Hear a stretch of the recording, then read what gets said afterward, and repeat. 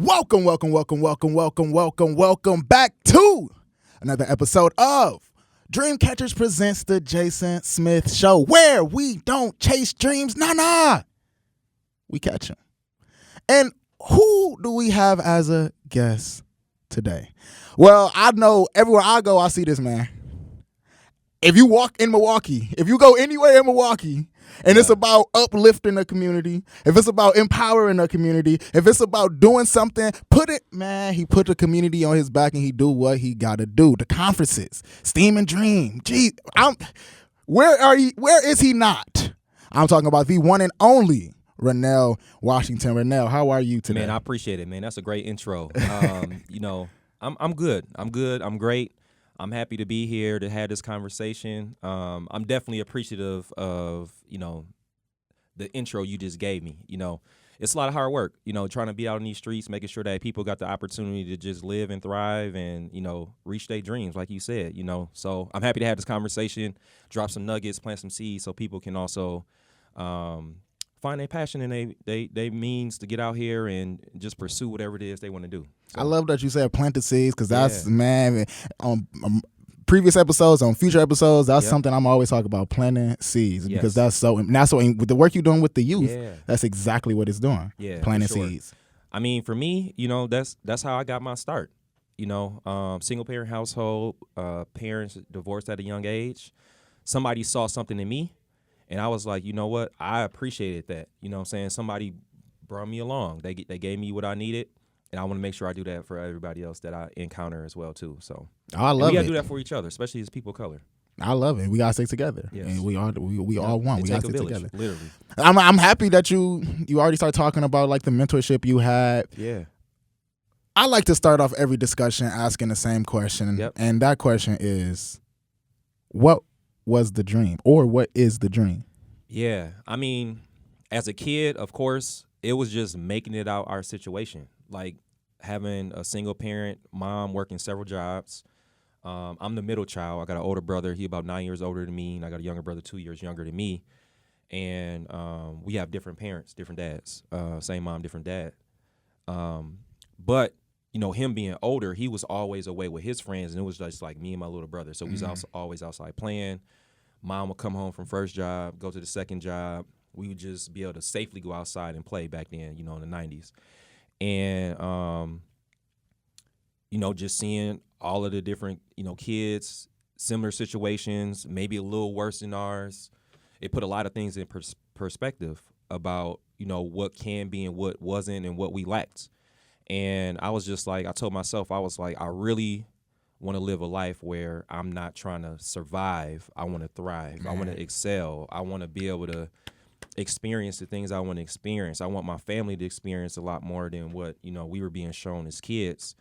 And, when I see younger people today, when I did a lot of coaching and mentoring, it was always like, think outside of your current circumstances and think about the future. And it's hard to get people to think about that when they're trying to rub two nickels together to make ends meet. You know what I'm saying?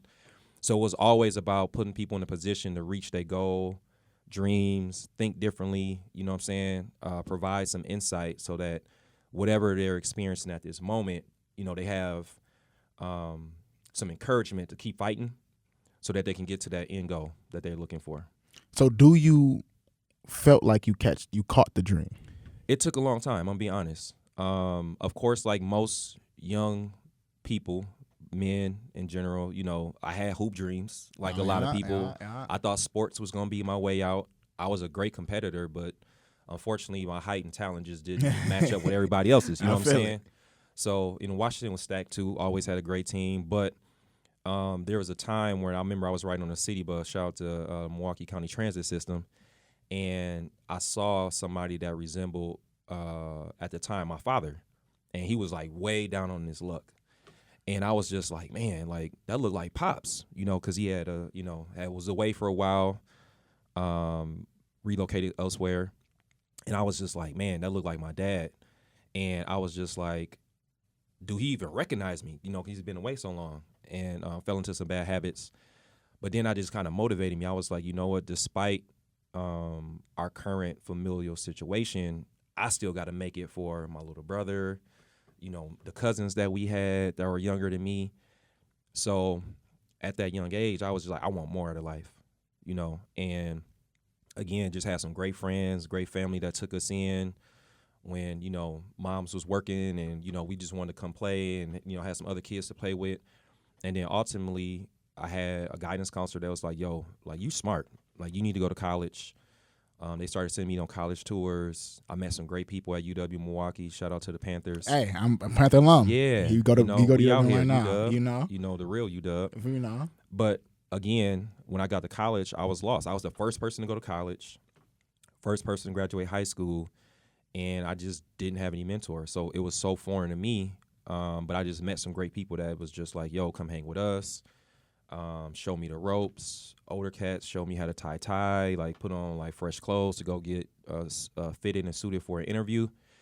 And, that help kind of made me, who I am today. Like, it was just like time after time after time, somebody was opening up like, oh, do this, finding the right person. Like, you know what I'm saying? It was just a godsend and a blessing that somebody did that for me. And I was just like, I got to do that for other people.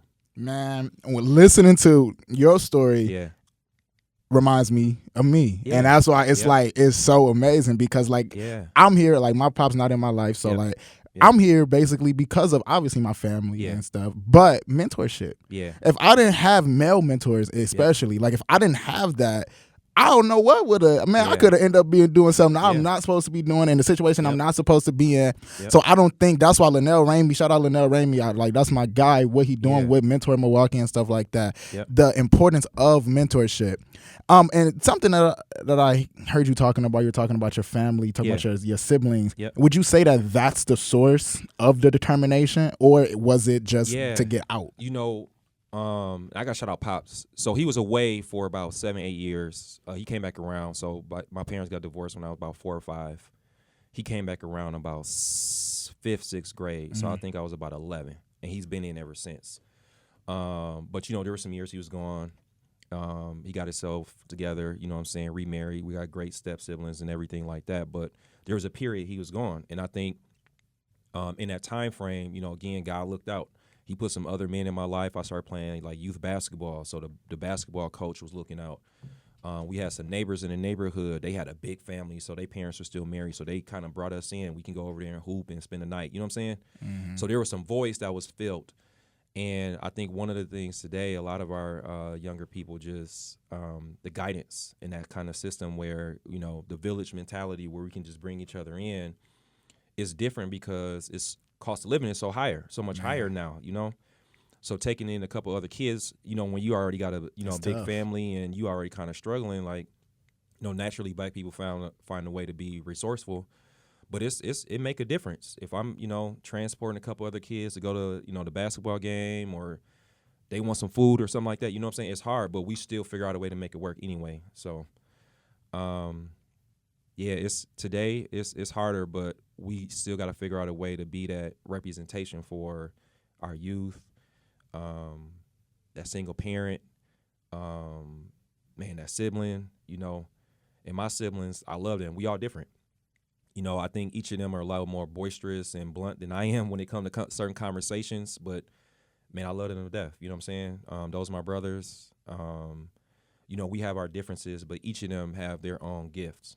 And I love each of them for that. My older brother, he was a great dancer growing up. He played soccer. Right now, he's doing a lot of different stuff with, like, the CDL stuff. So that's his lane. Yeah. My younger brother is a musician through and through.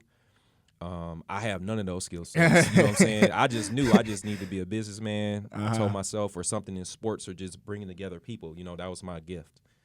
And, all the time we talk about, what our dreams are. Each of them got the entrepreneurship bug. My little brother been living it out for a long time. My older brother, he figuring out what he want to do, with the box trucks and all the stuff like that. So, it's beautiful to see that we all had different dreams, and just going into the community and helping everybody else figuring out what that dream is and how they get there.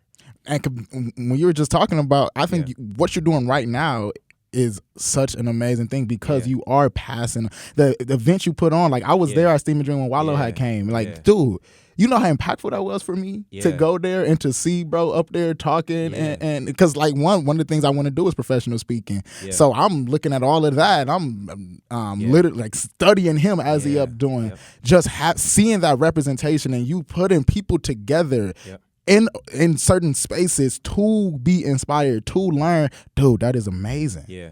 You know, one of my shout out to American Family runs the Steam and Dream with our partners, Sherman Phoenix, Milky Way Tech Hub, Jet Constellations, Young Enterprising Society, Journey House, and Discovery World.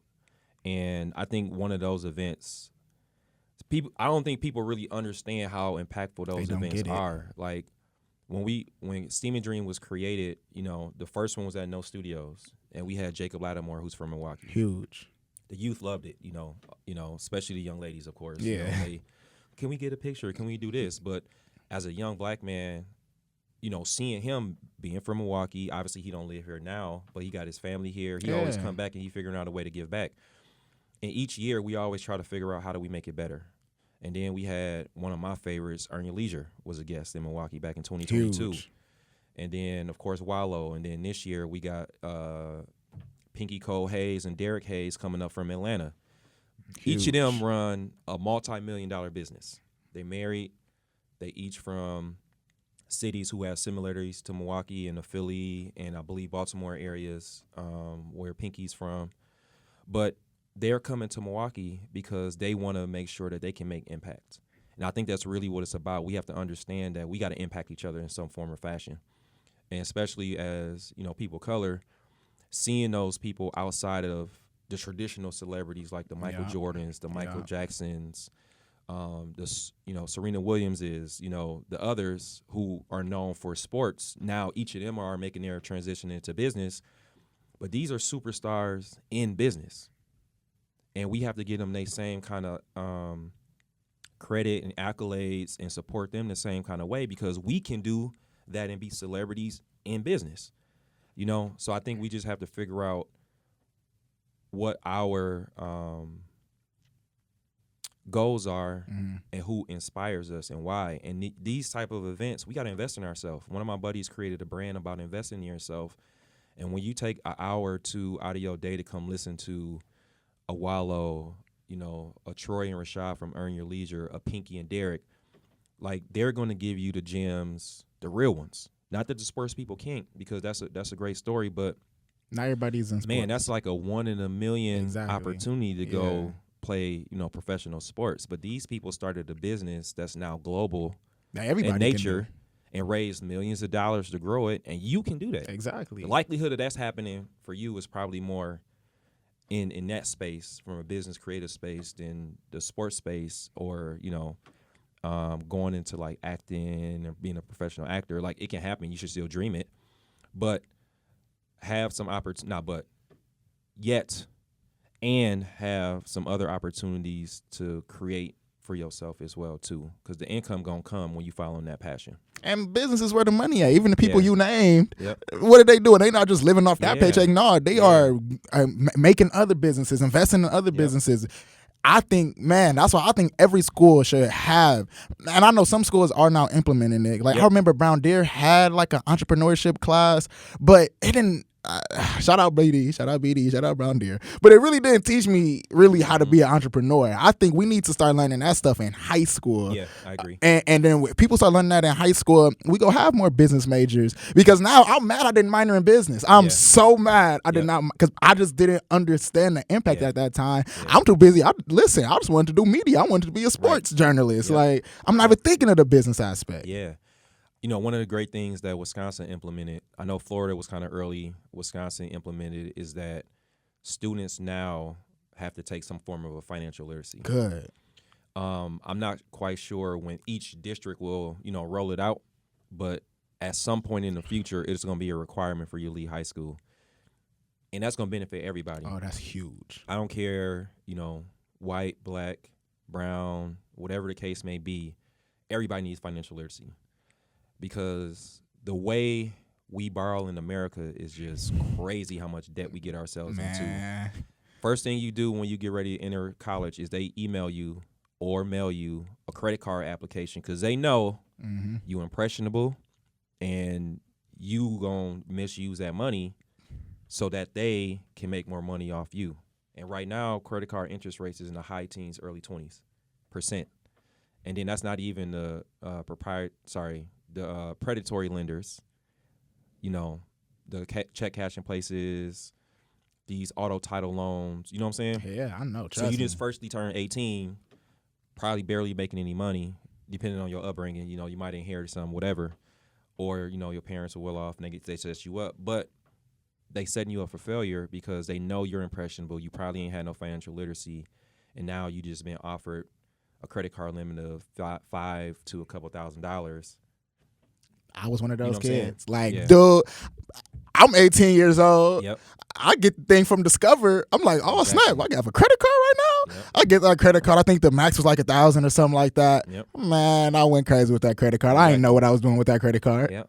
Now, that knowledge is, hopefully everybody takes it seriously, that knowledge of having credit, saving, budgeting, all that stuff like that, you learn in school. So when you do start whatever you decide to do, a trade, a business, whatever case may be, you know how to use the credit to your advantage to grow your business, grow your creative practice, or whatever you're going to start and try to grow. Man, without question. So, Social X. Yeah. MKE, what is that? So Social X is a movement we started 12 years ago. Our 12-year anniversary will be this fall. And it started from an idea. Shout out to Nairi and our other co-founders. I'm one of the co-founders, currently service vice president, and it started from an idea. Okay. Back in 2012, we were always being tasked with bringing the new person along that came to Milwaukee, right? Some of the founders went to HBCUs outside of Milwaukee. I'm born, bred, and raised here in Milwaukee. So anytime somebody was coming into the city, back in 2012, it was like, oh, Ranell, can you show them around? Can you introduce them to the network? Can you do this? And, Nairi is coming back from FAM. He went to FAMU. And he was like, man, I got this idea. I want to make sure that there's an outlet for Black and brown professionals and young people to just kind of connect, because the stigma in Milwaukee was there's nothing to do. Sometimes, depending on who you ask, the stigma is still there. Despite all this explosion in Black-owned restaurants and pop-up shops and all this stuff, there's still people who feel like there's nothing to do in Milwaukee, depending on where you're from, your upbringing, your circle, all stuff like that. So we just started with a happy hour. And it was our way to bring people together. I had a mentor. I used to be in financial services. He was like, Ranell, where is the place that all the Black and brown people meet up, that you just know every Friday, every Thursday, every Wednesday, this is the place to go. You let your hair down. You can network. You can do whatever you need to do. And, we just didn't have that at the time. And we wanted to create that. So we started what we called a wind down.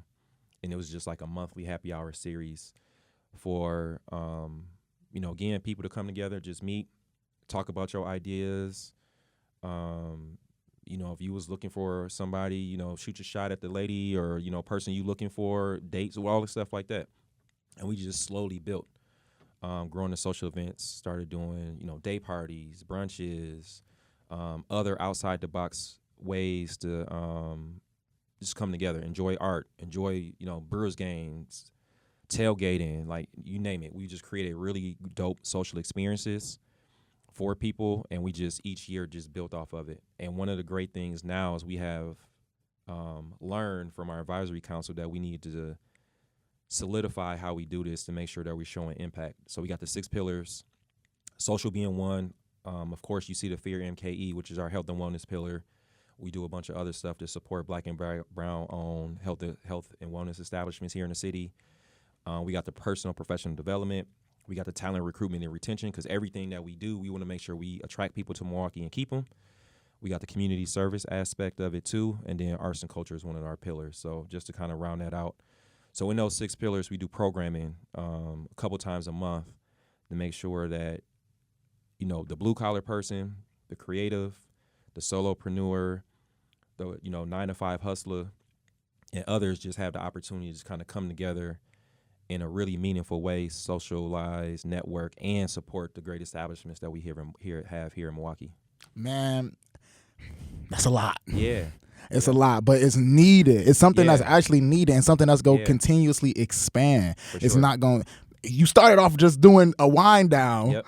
And now you got a room full of 100 kids listening to, not even just kids, adults, kids, all ages, listening and being inspired by speakers coming in, the workshops and stuff that you guys do. Like, dude, it is absolutely huge. So what's next? Like, what do you have in your brain about what you want, your vision for it? One of the things that we always are constantly trying to figure out is like, how do we continue to stay relevant and, reinvent social experiences, right? I think the one thing that I will say is that we try to create a well-rounded opportunity for somebody to be a part of the Social X network. And you can pop in and out how you want, right? The life experiences, right? The marriage, the kid or kids. You relocated, you away for a couple years, now you coming back. You just graduated college. You didn't go to college.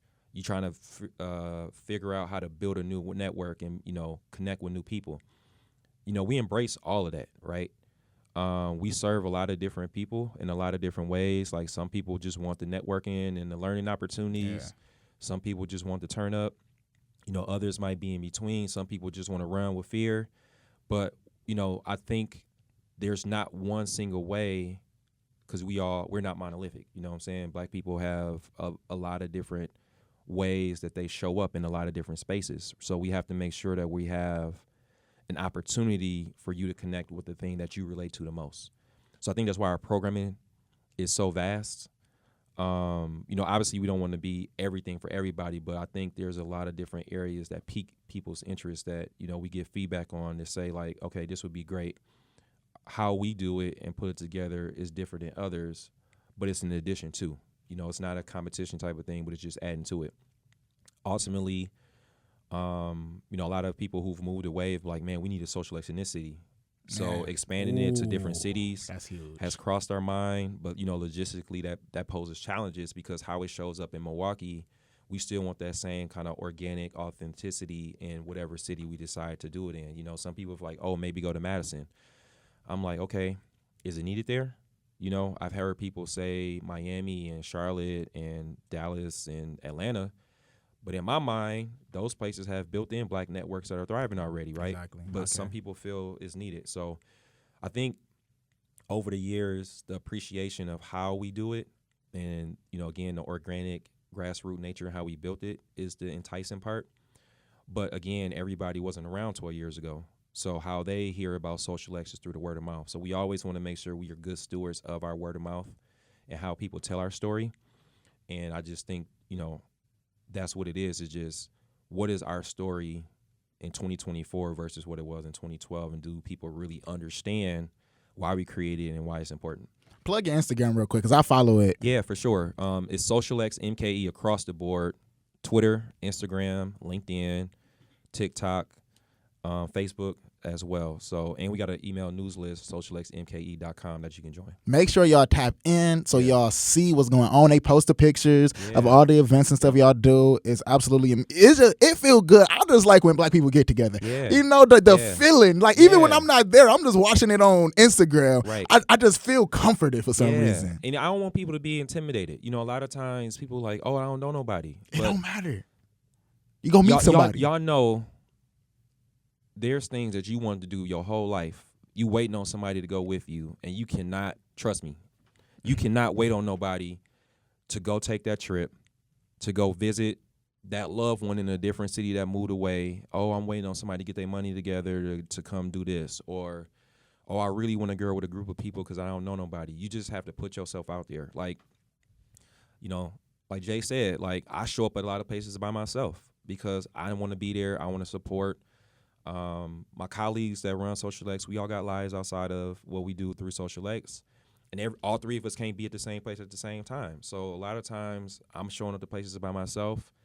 I know I'm comfortable, and it took me a lot of practice to just walk up to people and say hello. Like, hey, I don't know you. You look familiar.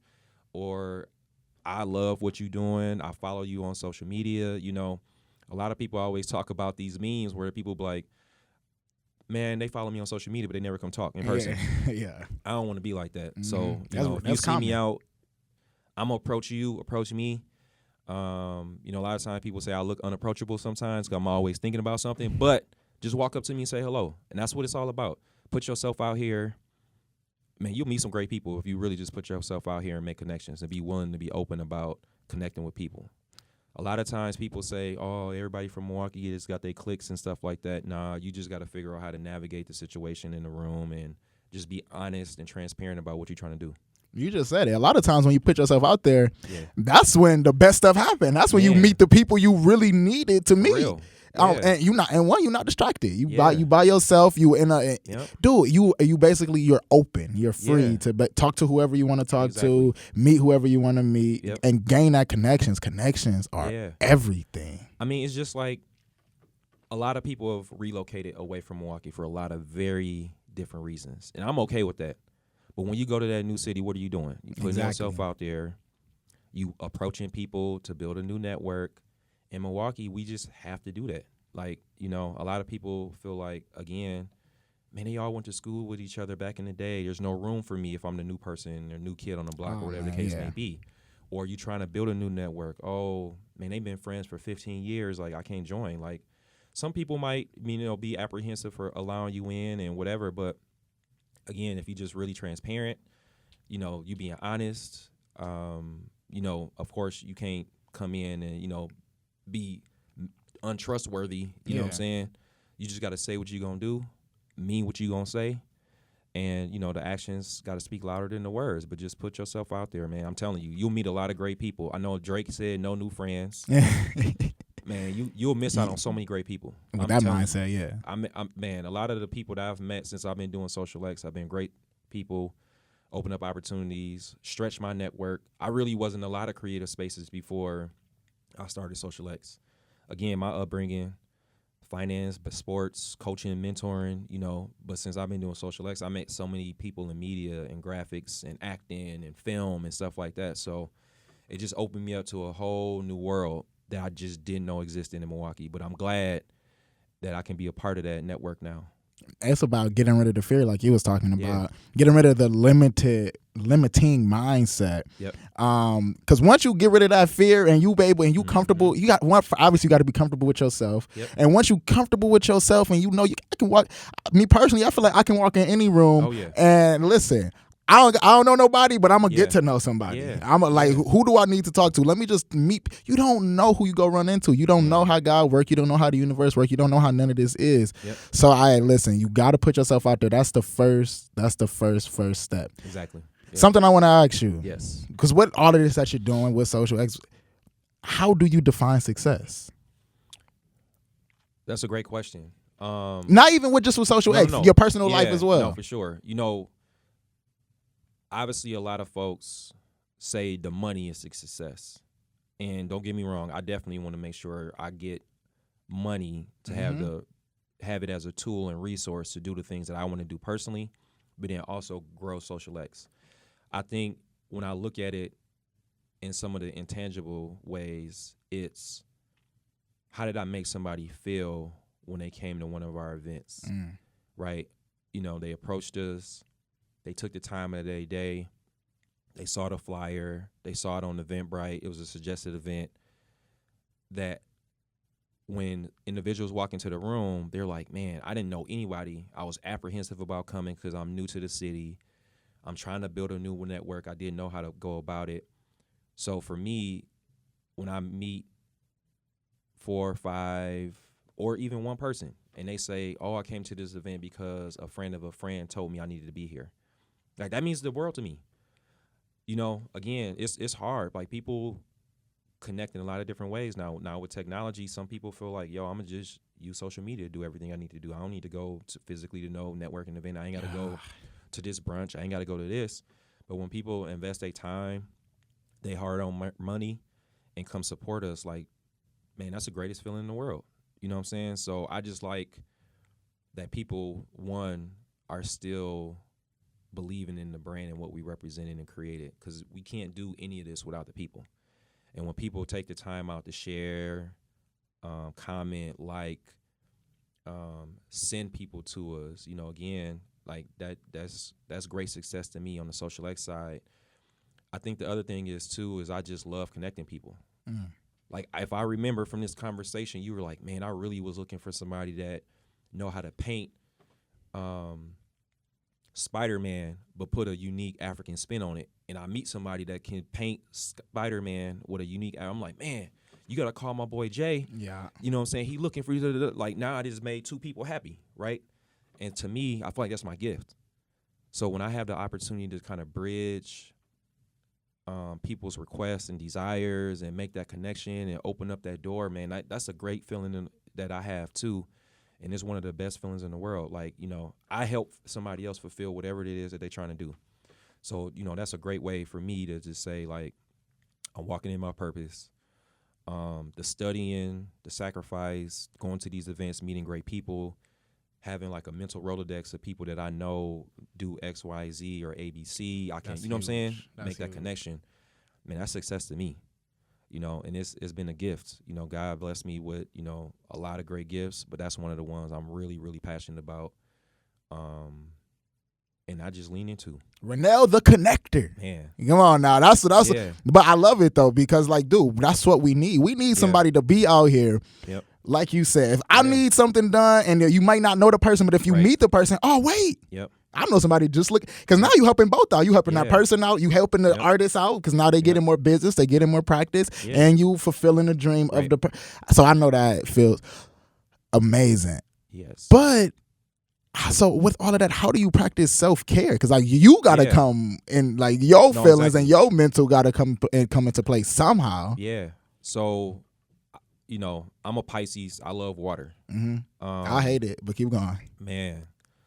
Hopefully you know how to swim. I do not know how to swim. We're going to talk about that after that. I'm sorry. No, it's a lot of people I know that don't know how to swim. You definitely got to learn how to swim. Shout out to NPS Rec. They taught me how to swim back in the day. So I got to tap in. Definitely take the lessons. You need it.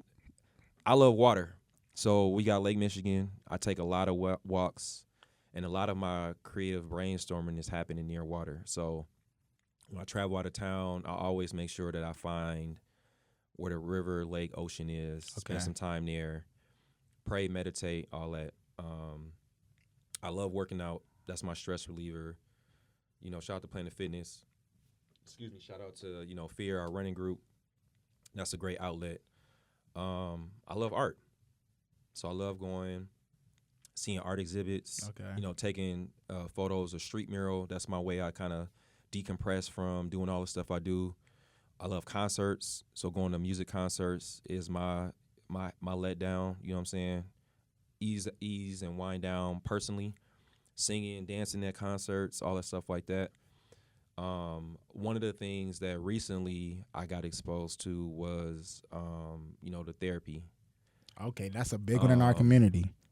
You know, small group therapy, immense wellness. That's one of the things we started the last couple of years, where we really focus in on men's ability, and to me, just kind of curating those safe spaces for, you know, Black and brown men has been therapeutic, because I talk to a lot of men and about a lot of different things that I really keep close to my chest, because it's been shared in confidence, but it's the same story amongst a lot of different men. So just knowing I'm not the only person struggling with some of this stuff, and knowing that my brothers are, it's been a great opportunity for me to just say, I'm grateful that I'm not alone, but we got to do something about this. So just listening, being the ear for somebody else, and really, when I'm talking to other people, I'm really helping myself, because a lot of times having somebody to vent to, we don't always have that. So having that safe space and being able to build safe spaces to vent and just share what I'm going through has been self-care for me. And then, of course, just kind of get your rest. That's one thing I think we gotta do better at. I know I gotta improve on that too. It's tough though. But sometimes just trying to find that weekend where, like, man, I just want to sleep in. You know, I just want to do nothing, throw my phone on D&D, listen to some music and just vibe and just sit in the house. Self-care too. Man, sleep is tough, especially when you got so much stuff you want to do. But harping back on the therapy, I think, like, for example, for me, I guess I'd be a little nervous or weary about therapy because I'm like, dang, am I really gonna sit there and even open up all the way? I guess, but I guess, of course, in the initial conversation, you not just go open up. I guess it takes time to build that trust. Yeah. But I think that's what pushed people away. Is like, dude, I gotta sit and open up and tell this person everything about my thoughts. What if I don't want this person to know about my thoughts? You know, one of the things I've learned over the years working with some of the licensed therapists, credentialed therapists, safe space creators, practitioners, whatever their title is, you got to interview them just like going for a job. You know, the first person that you connect with, and I feel like a lot of people that do therapy got a horrible story or instance where their therapist or trusted practitioner was horrible. And it wasn't a great experience. They didn't get what they thought out of it. So just like you going to your, primary care doctor or you going for that job interview, you got to interview this person and figure out if it's a good fit. Of course, we come in a lot of times, unfortunately, in a lot of our communities of color, therapy is not widely used and utilized. Or even talked about. Right? So you are already coming in apprehensive. When care of ourselves is on the table as people of color, we are very skeptical because I don't know you. I don't know what you're going to do with this information. So we are already coming in not being vulnerable. So we already are just two strikes coming in. And then don't let the therapist or practitioner say something you don't like. Now it's over. So now I didn't shut down mentally. You know what I'm saying? Like all this emotions, how I feel, everything just shut it down. But we have to interview the person. So the first session might just be like, who are you as a person? And do I rock with you?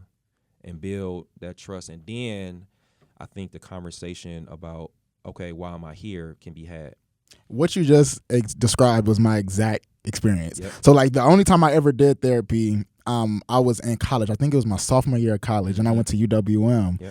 And the lady who was my therapist, dude, she made me feel basically shaming myself. Like I'm telling her this, and basically I'm walking out feeling worse about myself. And I'm like, okay, nah, I dang near can't, because it felt judgmental. And like I know that they learn you ain't supposed to, know what I'm saying? It felt judgmental. And I already had the apprehensions that you talked about. So that was the third strike. So once I felt that it wasn't a connection, I was like, okay, nah, I don't know. I don't know if this is for me. Right. Therapy and having somebody that is going to give you advice it's touchy. I'll be honest. It's not easy.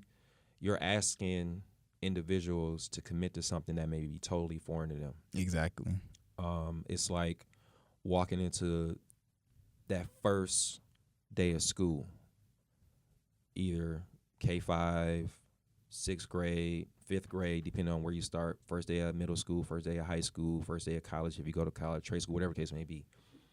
It's so different. You don't know about it. And initially, you just got the butterflies. It's just like, all right, I don't know what to expect.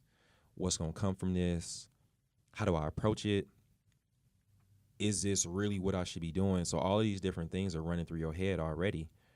And again, that first interaction, first impression is everything. So if they come off and ask the wrong question 5 minutes into the session, you got an hour session, the other 55 minutes is going to be horrible. Yeah. Or it's just like going on that first date with somebody. You like, man, they fit weak. Hey, man, for real. You know what I'm saying? I don't like that. You start to see the real them. You know what I'm saying? What we going to what restaurant? We going to what? You know what I'm saying? Like, you're already looking for something to be wrong. So again, I think we just have to understand that when we starting something new, again, like we talked about networking, you're going to be uncomfortable, and we have to figure out, is the discomfort worth it? And I think mentally coming in, we have to say, okay, I know this is going to be uncomfortable.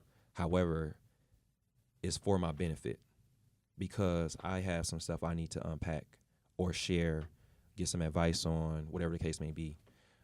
Therapy can be used for a lot of different things. It might just be I need somebody to listen. It might be objective opinion because I can't go to my partner, I can't go to my pastor, I can't go to my parents, my aunt, whatever. I need somebody objective that's gonna give me the real, it might tear me down, but they're gonna build me back up.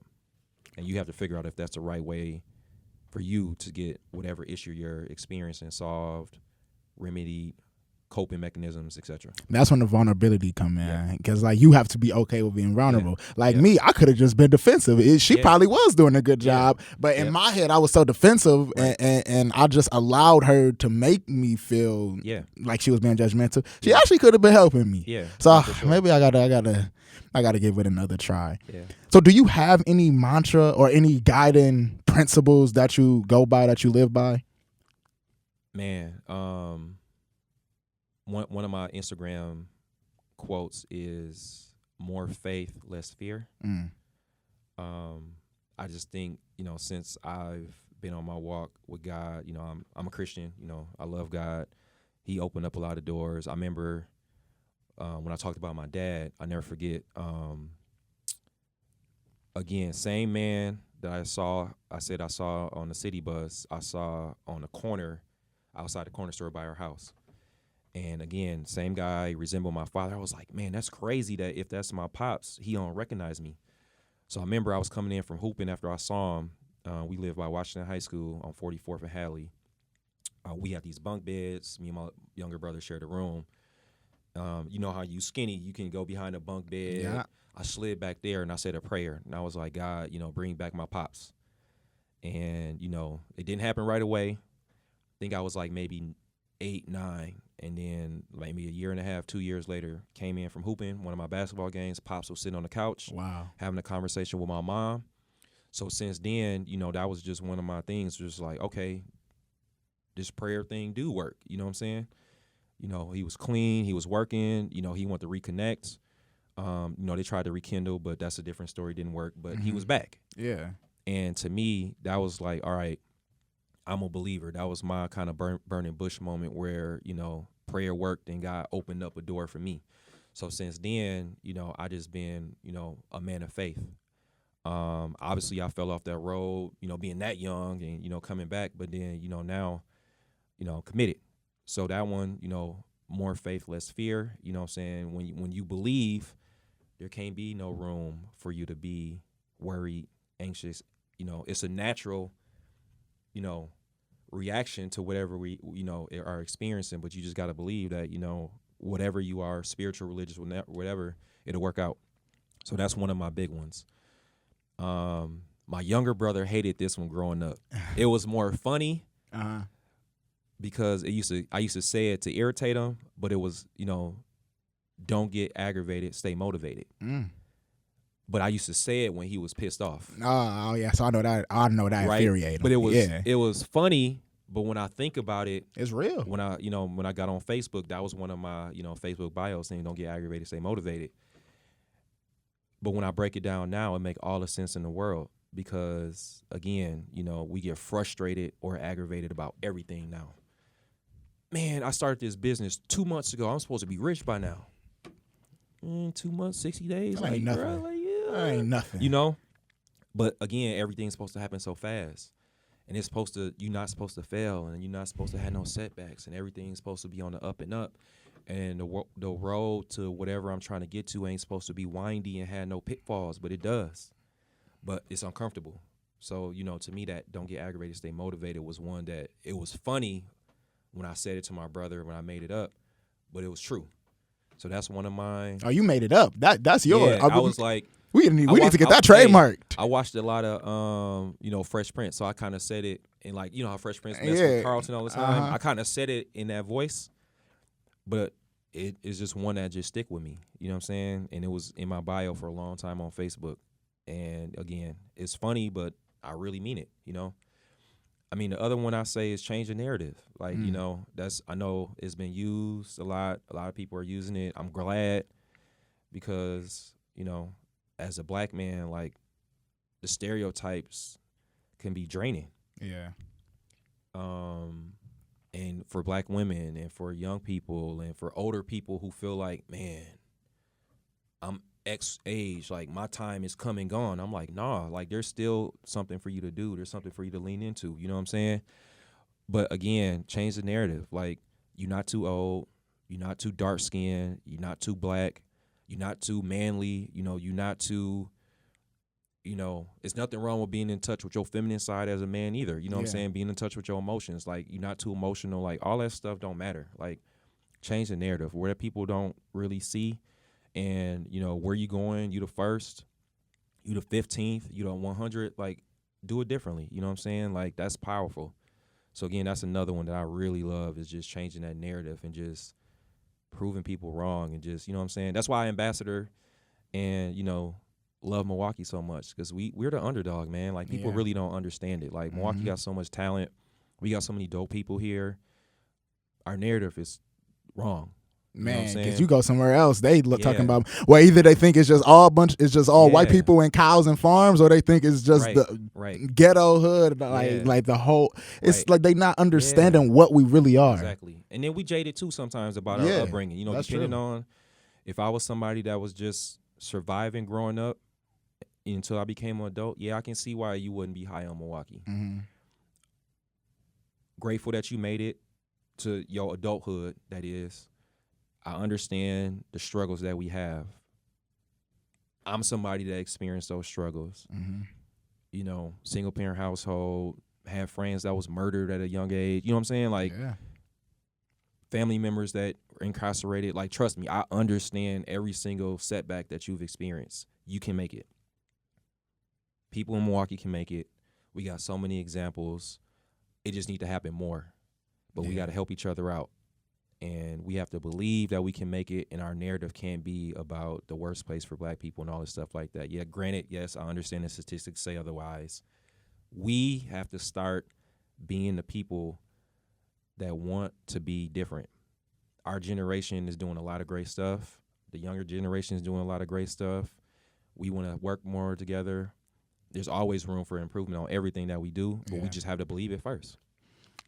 Just like, before we get to this or that, one point I want to make is something you said when you was like, when your mind is focused on believing, you don't even have room for other stuff. They don't. That's backed up by literal science, because your mind can only hold one thought at a time. The problem is not most people, but people who have like a more of a negative mindset, they hold their mindset on that negative mindset, not realizing that if they just believe, that's all they would think about. That's why I'm big on gratitude, and I'm big on having whenever you feel down or something, just think of one thing you're grateful for, because that's all that you can think about for that moment. Man, for real. And then what's going to happen is you're going to start thinking about other things you're grateful for. So that is something that believing. That can be a learned behavior. Yeah. Just like a lot of times as men, we learn some of the toxic traits of older men that we're around sometimes. And the toxic masculinity is a learned behavior. Just like our mindset and affirmations and planting seeds of positivity is also a learned behavior. Right? A lot of people tell you, use the sticky note method. Boom. I am somebody, from the movie. You was smart, you was kind, you was important. The help. You repeat that to yourself. I'm going to be a millionaire, manifesting. My day going to be great, starting with intention. Like, all that stuff matters. Like, a lot of people might think it's corny, or, you know what I'm saying? It don't really work. And it's real. Spending time with God, whatever the case may be. I need to have a great day. Thank you, Lord. Amen. Yeah, if that's your prayer, that's your prayer. But somehow, some way, our mindset has to shift that I'm going to do whatever it is that I want to do. And the people that's for me and the people I need to meet are going to be introduced to me at some point along this journey.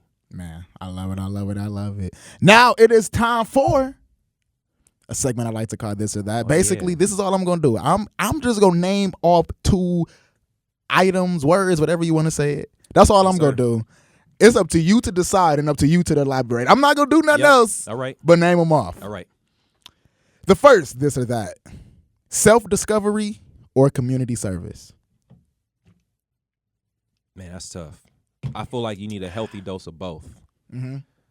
However, I'm going to say self-discovery in this moment. I think one of the reasons why I say that is because you have to know where you came from. You have to understand where you are to understand how you get to where you're going. I think in this instance, when I look back on my childhood, there was definitely areas where I didn't know who I was. And I felt at some period of time that my family really didn't care about me. And I think there are a lot of, if I had to look at some of our youth, I think they probably have a similar thought about themselves, just kind of based on conversations I have with like my nieces and nephews and other. Yeah. But I think understanding how to do self-discovery properly makes the biggest difference in the world. I think once you understand who you are, what struggles you had, where you can make improvements, the community service side will start to fill in. Because naturally you're like, okay, I want to go help somebody that had similar experience. So now, you know what I'm saying, your purpose is going to find itself, because what I experienced, I don't want other people to experience that. So I think that self-discovery is going to be the one that help you find that purpose to do community service. Dude, you just hit the nail. Man, that's no, because like if I had to choose, that's what I would say. Because I mean, self-discovery leads to community service. Because once you discover yourself and once you figure out the keys and you figure out like the way that you were thinking and you realize that, okay, it's a whole bunch of other people thinking this way, but you figured out the solution.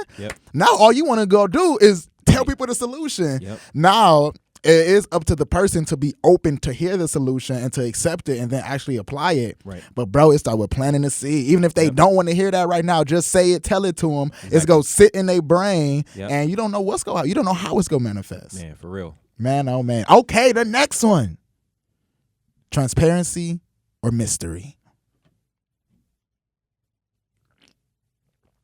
So that's a tough one too. There's some level of mystery you should have about yourself, but I'm going to go transparency, especially in the social media era. Everybody wants to have a presence in some form. A lot of people aren't being truthful about their presence. They selling you one small fragment of the glory, the shiny object, whatever, right? On the flip side, there's people who overshare. However, I feel as though the people who are the most transparent are the most believable. And, man, transparency, again, when you're trying to storytell, you're trying to influence other people, you got to be transparent.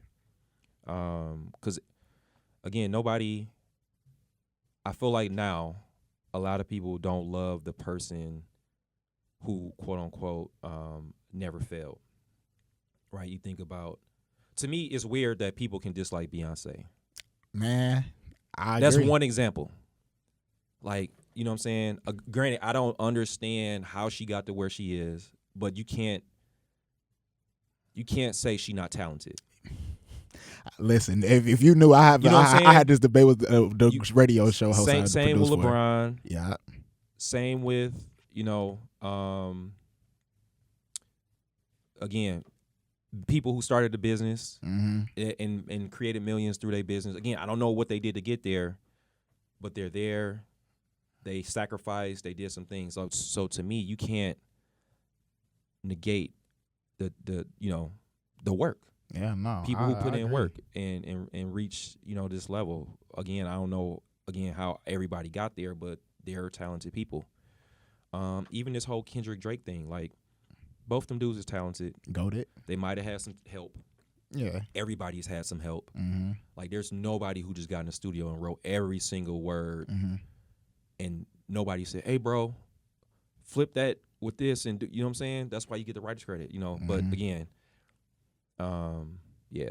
No, that's a real one. So transparency to me is always going to be the option and route to take. Again, there's some things you keep to yourself, but you just got to be transparent about the journey. If I had to choose, I'll pick transparency because, I mean, how can you really, especially with the stuff that we trying to do and make an impact in the community, it's almost impossible to make that impact without being transparent because how would I trust you? How do I know you? Like, how are you relatable to me? You have to be transparent. And it took a long time for me. I'm just now starting to be more transparent with my life and like with my story and all of that because being a kid, you ashamed of stuff, and you don't want people to know certain stuff. And then it's like, but now I'm realizing, bro, no. Once I let people know that, once I let people actually know me, now they getting the authentic me. So I mean, I'm authentic to them now. Like you were saying, they trust me, and that goes a long, long, long way. Yeah. Just one other addition, Go a point crazy. there. Of course, as a person of color, black man, black woman, whatever case may be, we are put in situations where if we're transparent, we may become untrustworthy, right? So that's where terms like imposter syndrome and code switching come in, right? I'm entering as the only black male or only black woman with other people who can't relate to my experiences. I didn't think of it that way. Right? So the mystery comes in. Oh, where'd you go to school? Yeah, I might have went to Harvard. Yeah, exactly. But I also might have grew up on the east side of Milwaukee. So me telling people at Harvard, oh, I grew up on the east side of Milwaukee. Oh, what was that like? It was rough, right? You know what I'm saying? Exactly. And everybody don't understand that. Exactly. Right? So sometimes we have to code switch and play the game and the chess and all the other stuff about being strategic about who we let in, that we're not being our authentic selves. So it's a battle, for sure. It's a battle. It's a battle. The last one. Yes. Innovation or tradition? Innovation all day. Okay, yeah. No, Innovation all day. There's some things I do love about tradition and reaching back and paying homage to traditional things, right? However, I would be a fool to say tradition, and not take on innovation. For example, the computers in the 80s and using the technology today is like night and day. Yeah. Right? The whole technology. You know, why wouldn't I use ChatGPT to help me out with something?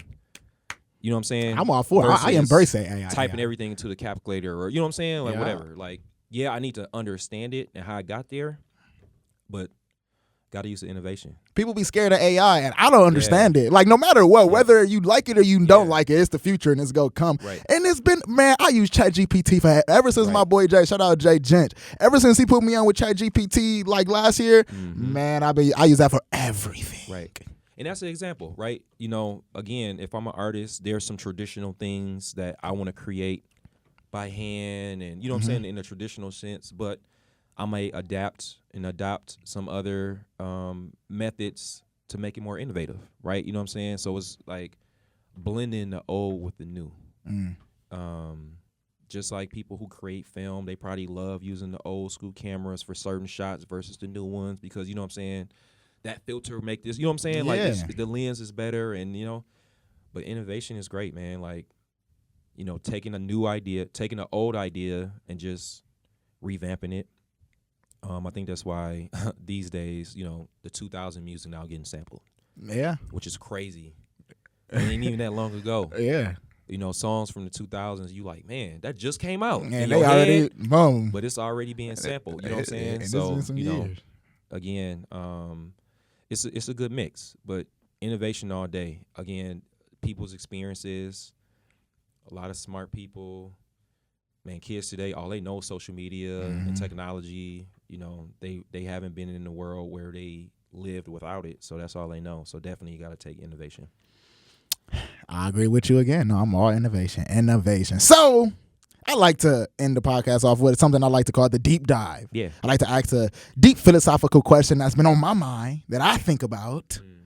And I like to see, it's something different every time, but I like to see what the guest thinks about it. So for today's deep dive, the question is, can you ever honestly know another person? Nah, I'm going to say no. Why do you think that? As people, there's an opportunity for us to be transparent and vulnerable 100% of the time. However, I think it's just a natural ability to have defense mechanisms. And if you're emotionally highly emotionally intelligent, there's always going to be a time where you feel for the other person and how they're going to receive what you tell them, right? Some people just don't care. Yeah, true. They'll hurt your feelings and they just going to hurt your feelings. But however, if you're somebody that understands I understand myself, but I understand my words hurt other people, there's always going to be a time where I feel like I don't want to hurt you, so I may massage a little bit of and soften it so you can receive it better. And some people, again, believe in keeping mystery, so depending on what you're not disclosing, for some people might be sexual history, because you don't need to know that. It was before you. You know what I'm saying? Fill in the blank. You know, sure. We ain't got to go graphic there. But there's some people who feel like I didn't think it was important. Yeah. But how can you speak for me? Exactly. You know what I'm saying? Like, you're not me. So I just think that some people, I don't want to generalize, but for the most part, people feel like there are certain things you shouldn't share with others. Yeah. And this goes down the line, depending on the topic, whatever the case may be. It might be some trauma that they're hiding. You know what I'm saying? They're not comfortable sharing it with you just yet. So to me, as much as I would love to learn my friends, family members 100%, I don't really think I need to know. I need to know enough to make the decision that if I'm going to rock with you, it's not going to be detrimental to me, rocking with you. I completely 100% agree with you. Like, I think there's no way to possibly know another person, and just simply due to the fact that, bro, everybody you ever meet got a different perception of you. Nobody really, truly knows you. Like, the perception I have of you is completely different than the perception Joe has from you. It's completely different from the perception of people you work with and your family. Within your own family, the perception, like how your mama view you is completely different than how your brothers view you. How you view your mama is not how you, like, it's not even how your mama view herself. Right. My mom be like, "Oh, Ranell, you're so reserved," and I'll be like, "Mom, I'll be chilling." I ain't turning up around you because you don't like when I play my music. You know exactly. What I'm saying? But yeah, shout out to moms. She, again, your mom view you how she view you. Exactly. She think I'm just so laid back and reserved, and my dad the same way too. He be like, "You don't be sharing none of the juicy stuff." I'd be like, "I ain't supposed to." You know what I'm saying? That's between me and me. You know what I'm saying? And God. Exactly. But again, I feel like people be want to know all of the things that happen in your life, but some stuff you just got to keep to your chest. But again, give people the opportunity to decide for themselves if it's something that they need to make a decision on looking past or not, though. Man, oh man. Now we just got done talking to a dream catcher. So when is the event? I don't think I asked. When is some of the next events that you got coming up? Let's rattle them off real quick. The Fear MKE, we celebrating 10 years of Fear. Man, it's crazy. 2015, May 2015, we started Fear. That was season 1. We in season 10. That's amazing. So starting Wednesday, June 5th through Saturday, June 8th, we're doing an event every single day. Wow. To highlight all things Black and brown people running in Milwaukee.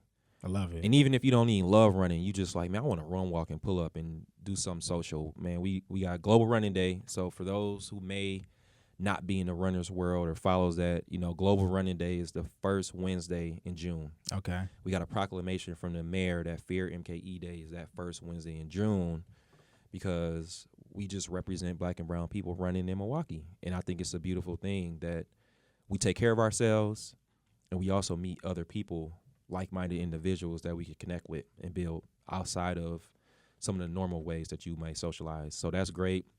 We doing a boat party on Lake Michigan, so we rented a boat. You could be part of that. Of course, we hosting a 5K and 10-mile run for those who want to run walk on Saturday, June 8th in the morning. The day before is what we call a shakeout run, so you want to loosen the legs before you run or run walk. Okay. We'll have a kickback DJ actually here at the Starlight Room. Shout out to 3rd Street Market Hall for sponsoring that.